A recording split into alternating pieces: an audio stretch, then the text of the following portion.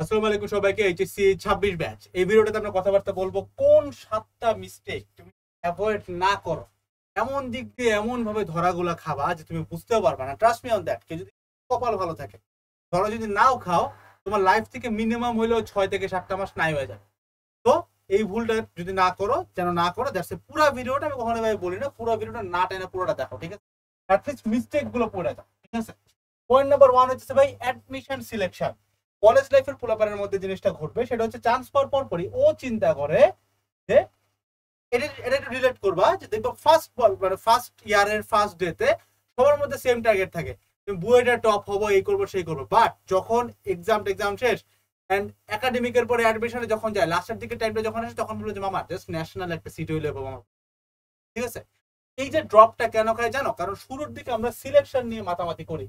কখনোই এই সিলেকশন নিয়ে মাতামাতি করবা না। মানে মাথায় রাখবা, তুমি বাংলাদেশে থাকো ভাই, তোমার কোনো ফ্যাসিনেশন নাই পড়ালেখা নিয়ে। ট্রাস্ট মি, যেই দিকে তোমার সুইট হবে সেই দিকে তুমি যাবা, যেটা তুমি পারো সেখানে তুমি যাবা। তোমার কাছে যদি মনে হয় দেখো জাস্ট সিলেকশন কেমনে করতে হয়, জাস্ট কোশ্চেন ব্যাংক নিয়ে বসো, মেডিকেলের কোশ্চেন ব্যাংক তুমি সলভ করতে পারো, তাহলে তোমার জন্য মেডিকেলে ভালো যেতে হবে।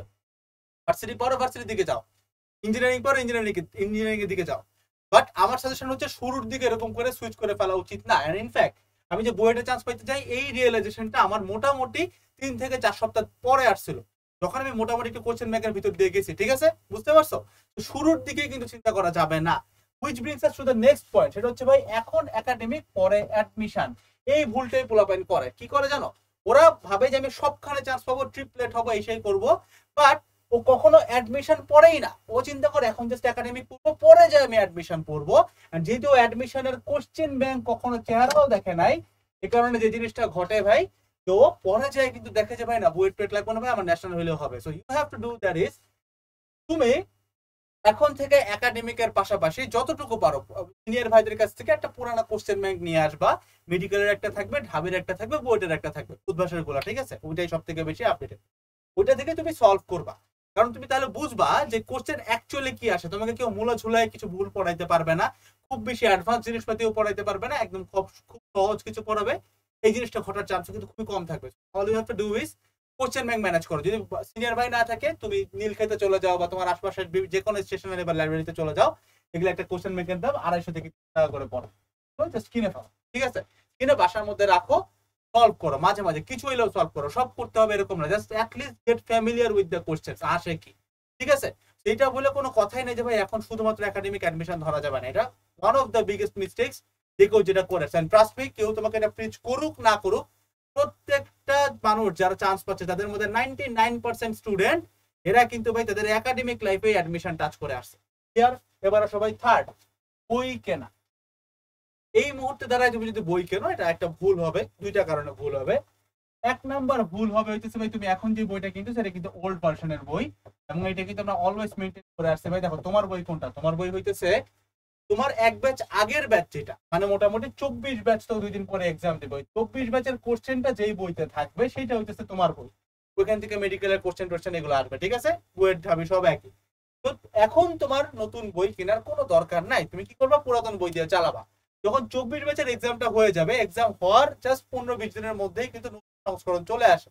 এবার তখন যে তুমি নতুন বইগুলা কিনবা, ঠিক আছে? তাহলে এখন বই কেনা দরকার নাই। তাহলে হলো মিস্টেক নাম্বার 1, যে এখন কিনতে গেলে তুমি ওল্ড ভার্সনের বই কিনে ফেলবা। মিস্টেক নাম্বার 2 হচ্ছে তুমি অনেক অজানা রাইটারের নতুন বই কিনে বসে থাকবা, যেটার কোনো দরকার নাই। যেমন কলেজ লাইফে উঠলে এনএসএস যারা আসো ভাই, তোমরা অলওয়েজ একটা বই কিনছো, যেই বইটার পড়া কেমিস্ট্রির ক্ষেত্রে, আমি নাম বলবো না, কেমিস্ট্রির ক্ষেত্রে একটা বই আছে যে বইটা পড়ে জীবনেও কোনোদিন কোনোভাবে কাজে আসে না, ঠিক আছে? এই বইটা তুমি কিনছো ভাই, এনএসএস পোলাপান কিনে, আমিও কিনছি। এন্ড পরবর্তীতে দেখছি না ভাই কাজে আসে না, ওই দিন শেষে আমাকে সেই হাজারি নাক্সের বই পড়তে হইতেছে। এই জিনিসগুলো তোমার বুঝতে হলে বা জ্ঞানের ম্যাচুরিটি পাইতে হলে তোমাকে একটু সময় দিতে হবে। তাছাড়া বুক লিস্ট নিয়ে ভিডিও আসবে, এটা নিয়ে পেইন খাওয়া না। এবার আসো ভাই সুইচিং টু কলেজ লাইফে কি হয় জানো? মোটামুটি প্রথম 2 থেকে 3টা মাস আমরা খালি ডেমো ক্লাস দেখে বেড়াই। কি করে জানো? ডেমো ক্লাস দেখে বেড়াই। এটা হলো ডেমো ক্লাস সিনড্রোম টাইপের একটা জিনিস। মানে এইখানে টিচারের এখানে ফ্রি লেফলেট দিছে, ওই আজকে পড়াবে, ওইখানে যে বসে আছি, ওই একই ভেক্টর, কিন্তু এরকম করে 7-8টা জায়গায় টিচারের ডেমো ক্লাস দিয়ে বেড়াই, অ্যাজ ইফ আমরা ইন্টারভিউ নিচ্ছি। বাট পড়ার পরে কিছু হচ্ছে না, এবং আমরা টিউটর করতেছি। এই কাজটা যদি করো ভাই, সামনে ধরা খাবা। 2 থেকে 3 মাসে তোমার এরকম অনেক ফ্রেন্ড আছে যারা জানোয়ারের মতো পড়ছে, ওদের কিন্তু প্রায় অ্যাটলিস্ট 2-3 মাস, কিন্তু কম সময় না, 2-3 মাসে অ্যাটলিস্ট বইয়ের 3 ভাগের 1 ভাগ করে ফেলবে, অনেকেই করবে, ট্রাস্ট মি করবে। তো তুমি কিন্তু জাস্ট টিউটর সুইচ করছো, তোমার পড়া হবে খালি ভেক্টর, তারপর ওই পাশে ম্যাট্রিক্স, আর কেমিস্ট্রিতে গুণগত রসায়ন, আর হচ্ছে বায়োলজিতে যে একটা চ্যাপ্টার প্রাণীর সিনেমেন না, এই বাদে তোমার কিছু পড়া হবে না।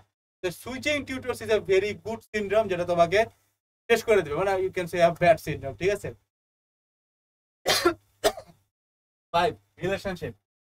কলেজ লাইফের শুরুতে রিলেশনশিপ এমন একটা জিনিস, তুমি বুঝবাও না যে তুমি কিসে হাত দিছো। কেন হবে জানো? প্রথম দিকে দেখবা তুমি যার সাথে তুমি রিলেশনশিপে গেছো, এ তোমার সব কিছু মাইনে নিতেছে, না ঠিক আছে আমার টাকা নাই বা আমার টাকা আছে বা আমি এটা পারি না ওইটা পারি না, সে সব কিছু মেনে নেবে প্রথম দিকে।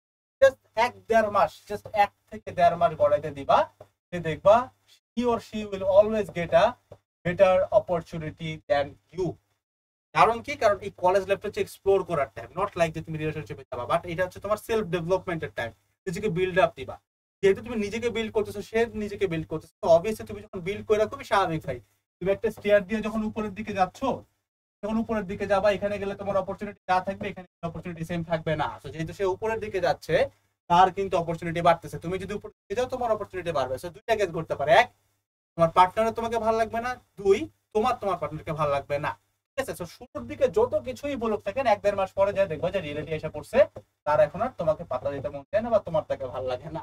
যেহেতু যেখানে ব্রেকআপ নিশ্চিত, ওইখানে আমি কেন আমার সময় নষ্ট করবো? 1 আর 2 হইতেছে ভাই, ইসলামে আসো, ধর্মে আসো, জিনিসটা খারাপ, তো avoid it at any cost, ঠিক আছে? কোনো দরকার নাই, তোমার এখন দরকার নিজেকে বিল্ড করা, সো দ্যাট তুমি তোমার জেনারেশন টানতে পারো, বাপ মার জন্য যেন তুমি ইনাফ হয়ে যাও, আল্লাহ যেন তোমাকে ওই পরিমাণ সক্ষমতা দেয়। তুমি যদি ওই পরিমাণ সক্ষমতা হোল্ড করতে পারো, ট্রাস্ট মি, ভার্সিটির ফার্স্ট ইয়ার ফার্স্ট ডেতে তুমি যদি ওই রকম লেভেলের কেউ হয়ে থাকে, তোমাকে বাপ মা ধরে বিয়ে দিয়ে দিবে, ঠিক আছে? ভালো রকমের বিয়ে করতে পারো, খুব ভালো জায়গায় বিয়ে করতে পারো, ঠিক আছে? বাপ মার চয়েস কখনো খারাপ হয় না ছেলের বা মেয়ের জন্য, ঠিক আছে? Wait for that day. Relationship ভাই জিন্দা হারাম, যাওয়া যাবে না, ঠিক আছে? বাদ, শেষ, close, chapter close. 6, page close. Subject fascination. শুরুর দিকে আমাদের এরকম একটা কাহিনী থাকে, 2 টাইপের মানুষ তুমি দেখবা। একটা টাইপের মানুষ হইতেছে এরকম, যারা বলবে ভাই আমার মানে ফিজিক্স খুব ভালো লাগে, আমি সারাটা দিন ফিজিক্স আর কিছু করতে পারি না, কেমিস্ট্রি পারি না। এই টাইপের যে সমস্যাগুলো আছে, একটু সামনে আগে গেলেই বুঝবা যে বুয়েটেও পরীক্ষা বলো, এইচএসসি পরীক্ষা বলো, মেডিকেল বলো, সব জায়গায় কিন্তু মোটামুটি সবগুলো সাবজেক্টে আসে, ঠিক আছে? ফিজিক্স কেমিস্ট্রি ম্যাথ তো বুয়েটে আসে, মেডিকেলে মোটামুটি ম্যাথ বাদে physics chemistry biology Bangla English আসতেছে। তুমি যদি একটা সাবজেক্ট ফ্যাসিনেশনে ভুগো ভাই, এত দিক দিয়ে ধরা খাবা, ইউ ক্যান্ট ইভেন ইমাজিন। যখনই বুঝো সাবজেক্ট ফ্যাসিনেশন খুব বাইরে গেছে, you have to switch subjects, that's it, ঠিক আছে? এই ফ্যাসিনেশন কিন্তু সবার মধ্যে আছে ভাই, ঠিক আছে? এটা মাথায় রাখবা, সবসময় মাথায় রাখবা, সাবজেক্ট ফ্যাসিনেশন হওয়া যাবে না। আবার এট দ্য সেম টাইম আরেক ধরনের মাকুন্দ আছে, এটা কি করে জানো? এটা হচ্ছে ইকুয়াল ডিস্ট্রিবিউশন করে। মানে আমি ওকে যে বললাম যে ভাই সবকিছু ঠিক মতো পড়ো, এবারও কি করবে জানো? ইকুয়াল ডিস্ট্রিবিউশন করবে। মানে ও ইংলিশ যতটুকু পড়বে, বুঝো, ইন্টারমিডিয়েটে ও ইংলিশ যতটুকু পড়বে, ও ফিজিক্সও ঠিক ততটুকুই পড়বে, এবং ও আইসিটিও ঠিক পড়বে, ও ম্যাথও ঠিক ততটুকুই পড়বে। বুঝতেই পারতেছো? এই ইকুয়াল ডিস্ট্রিবিউশন যদি তুমি করো, সব দিক দিয়ে ধরা, কারণ ইন্টারমিডিয়েটে ইংলিশ পাস করতে বা ইংলিশে ভালো করতে যে এফোর্ট দেওয়া লাগবে, তার সাথে তুমি যদি ম্যাথ বা ফিজিক্স টানো, এই এফোর্টের পরিমাণ এইটার তুলনায় মিনিমাম 70 থেকে 80 গুণ বেশি। মার্ক মাই ওয়ার্ড, 70 থেকে 80 গুণ বেশি। সো ইকুয়াল ডিস্ট্রিবিউশন পসিবল না। বাট সমজাতীয় সাবজেক্ট যেগুলো আছে, like physics, chemistry, math, biology, এগুলোর মধ্যে কিন্তু তোমাকে অ্যাটলিস্ট মোটামুটি কাছাকাছি ইকুয়াল ডিস্ট্রিবিউশন করতে হবে, ঠিক আছে? ওই সাবজেক্টগুলোর মধ্যে তুমি যদি আবার এখানে ফ্যাসিনেশন দেখাও, তাহলে মারা। তাহলে কি ভাই, 2টা ধরনের আমরা টাইপ পাইলাম। এক হচ্ছে সাবজেক্ট ফ্যাসিনেশনের মধ্যে সমজাতীয় সাবজেক্ট যেগুলো, মানে গ্রুপ সাবজেক্ট যেগুলো, মানে like physics, chemistry, math, biology, এগুলো সবগুলোতেই মোটামুটি ইকুয়াল ডিস্ট্রিবিউশন হবে টাইমের। আর বাদ বাকি সাবজেক্ট যেগুলো ইংলিশ, বাংলা, আইসিটি, এগুলো হচ্ছে সপ্তাহে একদিন এরকম করে পড়াশোনা করতে হবে বা টান দিয়ে শেষ করে ফেলতে হবে।